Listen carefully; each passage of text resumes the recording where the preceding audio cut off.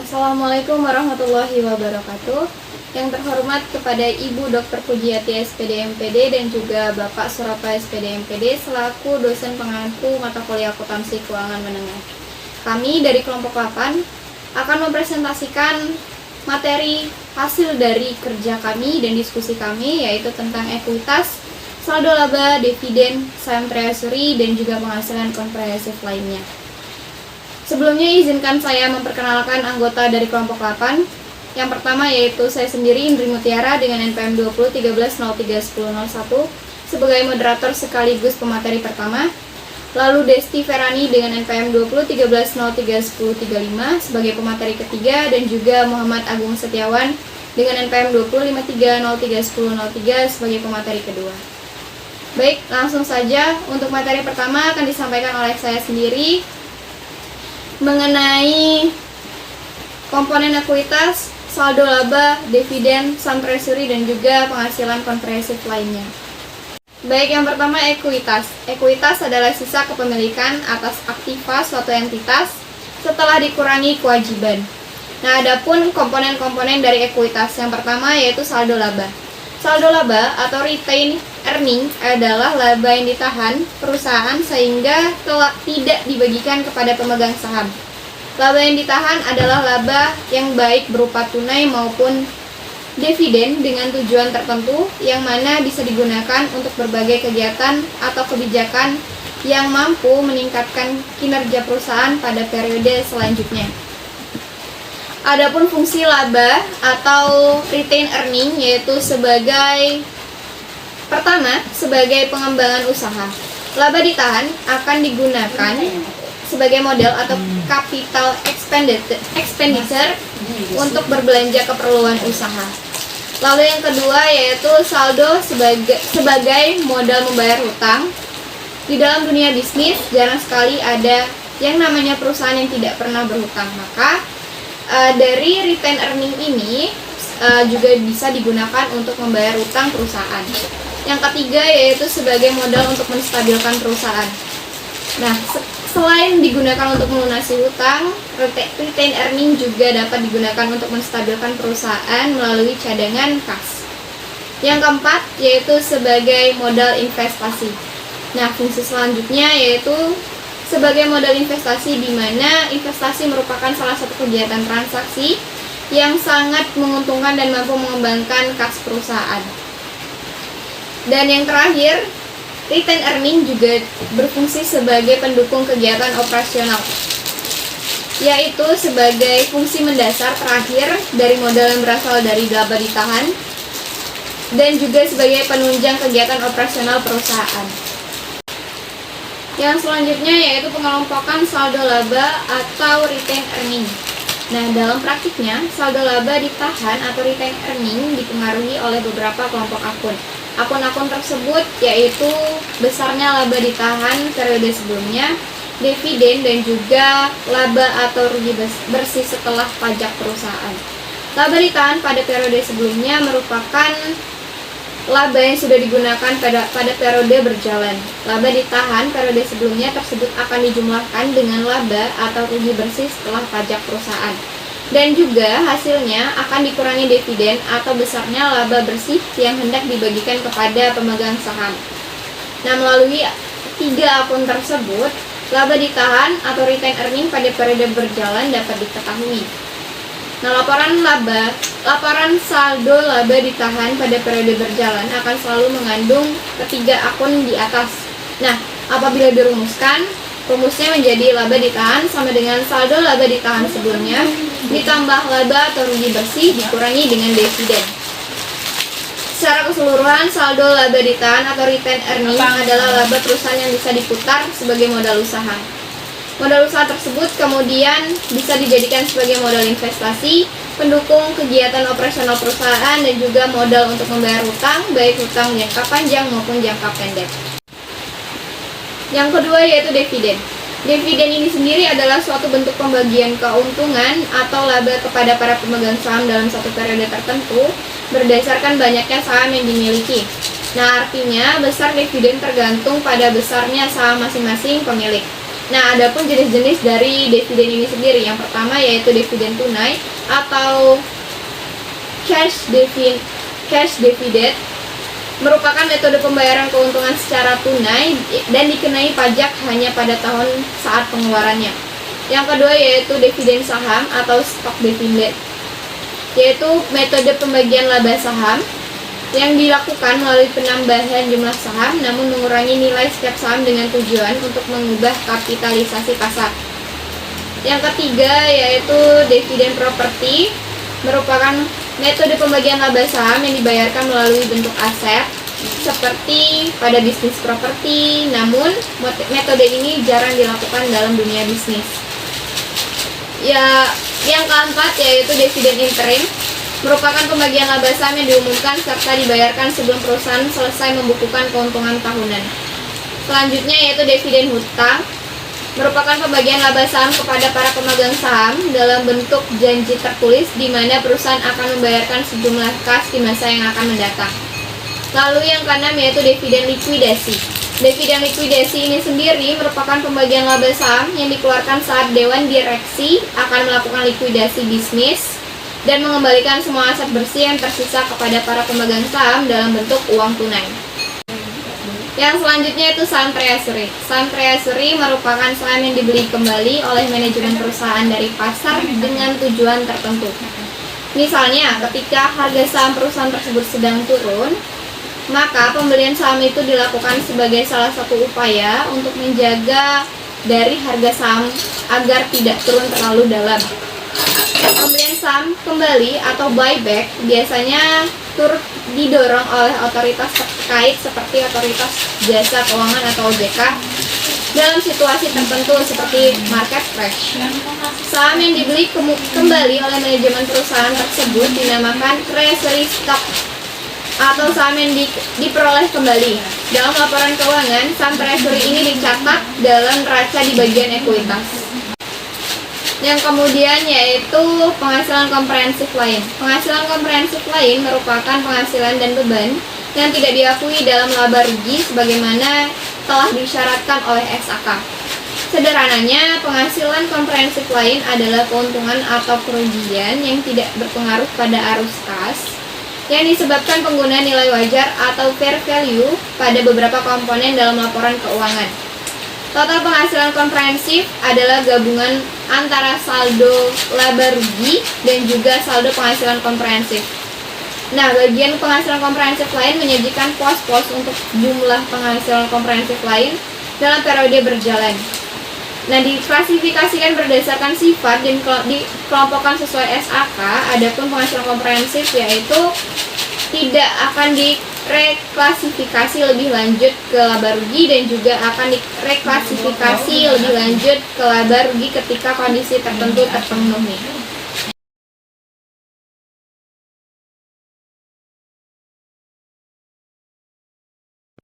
Pengakuan dan pengukuran dividen. Dividen kas ketika perusahaan mendistribusikan labanya dalam bentuk dividen kas, maka terdapat dua pencatatan jurnal yaitu pada tanggal pengumuman dividen ketika perusahaan mengakui adanya utang dividen dan pendebitan saldo laba, dan pada tanggal pembayaran ketika perusahaan melakukan pencatatan atau pembayaran dari dividen dan pendebitan utang dividen yang telah diakui sebelumnya. Selanjutnya, dividen saham. Ini adalah alternatif yang paling sering dilakukan perusahaan untuk membagikan dividen bila perusahaan kekurangan likuiditas atau kas, dan hal ini biasanya diberikan secara merata bagi semua pemegang saham. Pembagian dividen saham sesungguhnya tidak menyebabkan kekayaan perusahaan berkurang. Nilai aset bersih perusahaan tetap seperti sebelumnya. Pembagian dilakukan begitu juga dengan komposisi kepemilikan, transaksi yang dilakukan dengan cara mengapitalisasi saldo laba sebagai atau seluruhnya, yang artinya saldo laba dipindahkan ke akun modal sehingga modal disetor bertambah sedangkan saldo laba berkurang atau habis. Selanjutnya, dividen properti merupakan pembagian dividen dalam bentuk aset perusahaan. Apabila perusahaan hendak membagikan dividen dengan tipe ini, maka perusahaan harus melakukan penilaian atas nilai ajar dari aset tersebut dan mengakui adanya keuntungan atau kerugian sebagai selisih dari nilai ajar aset dengan nilai buku aset pada tanggal deklarasi. Selanjutnya, dividen scrip merupakan keadaan ketika perusahaan memiliki akumulasi saldo laba yang sesungguhnya sudah memungkinkan untuk dibagikan dividen bagi para pemegang sahamnya. Akan tetapi jumlah tunai tidak mencukupi. Alternatif yang bisa diambil jika ingin membagi dividen adalah dengan menerbitkan promise atau janji membayar di kemudian hari. Dividen semacam ini disebut dengan scrip dividen, dividen likuidasi apabila perusahaan mengeluarkan dividen dari saldo laba tidak dapat mencukupi jumlah dividen tersebut, maka dividen tersebut diambil dari modal saham. Oleh karena itu, dividen likuiditas akan mengurangi jumlah modal saham perusahaan. Selanjutnya, pengakuan dan pengukuran saham treasury. Terdapat dua metode pengakuan transaksi untuk saham treasury, yaitu yang pertama, metode biaya dan metode nilai nominal, yakni sebagai berikut. Metode biaya berdasarkan metode biaya pada saat akuisisi saham treasury, maka saham treasury didebit sebesar biaya perolehan dan melaporkan akun saham treasury sebagai pengurang dari ekuitas pada laporan posisi keuangan. Pada saat penjualan kembali saham treasury dijual kembali, maka jumlah sama dengan nilai pembelian yang akan dikreditkan. Apabila saham treasury diperoleh dalam waktu yang berbeda-beda, maka perusahaan dapat memilih harga perolehan yang digunakan ketika menjual kembali saham treasury tersebut berdasarkan alternatif metode persediaan, yaitu identifikasi khusus biaya rata-rata, atau jika saham treasury dijual kembali dengan harga di atas harga perolehan, maka kelebihan tersebut dikreditkan pada akun agio saham-saham treasury dan selisih tersebut tidak diakui sebagai keuntungan.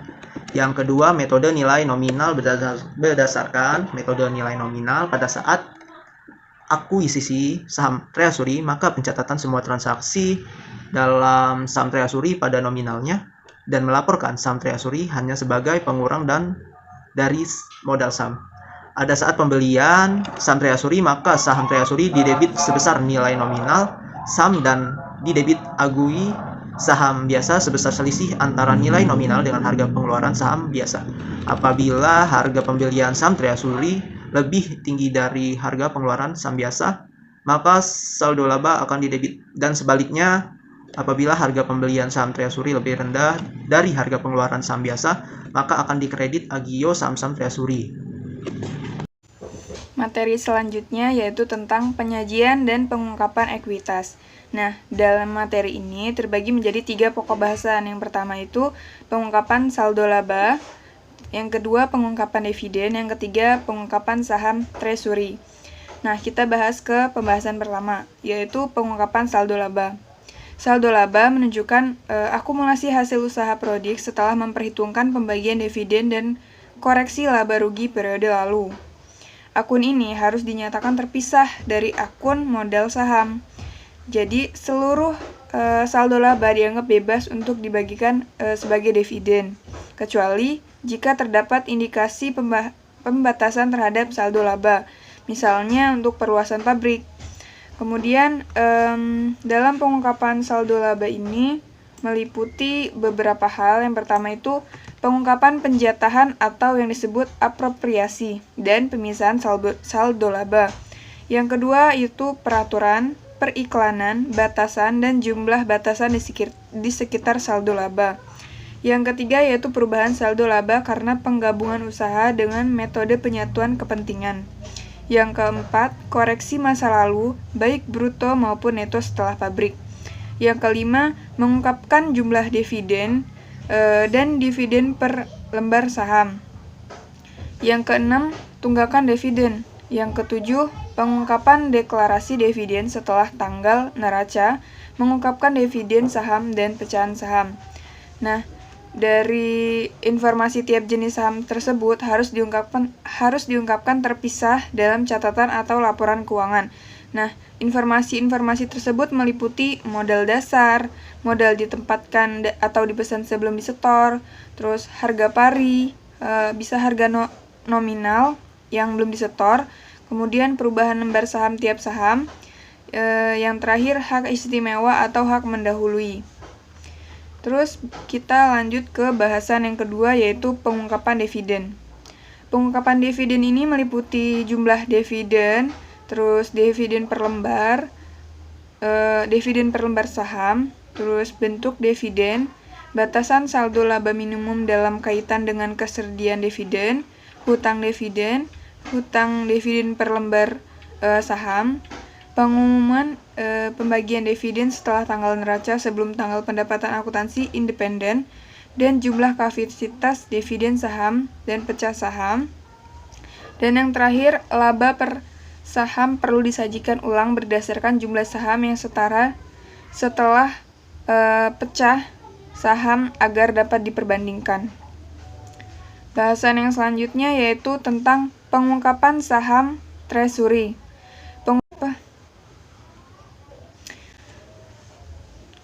Pengungkapan saham treasury yaitu pengungkapan saham yang beredar yang diperoleh kembali atau yang disebut saham treasury. Meliputi saham beredar yang diperoleh kembali, terus metode cost, disajikan sebagai pengurangan model C dan saham beredar yang diperoleh kembali. Kemudian ada metode nilai pari atau per value sebagai pengurangan saham beredar.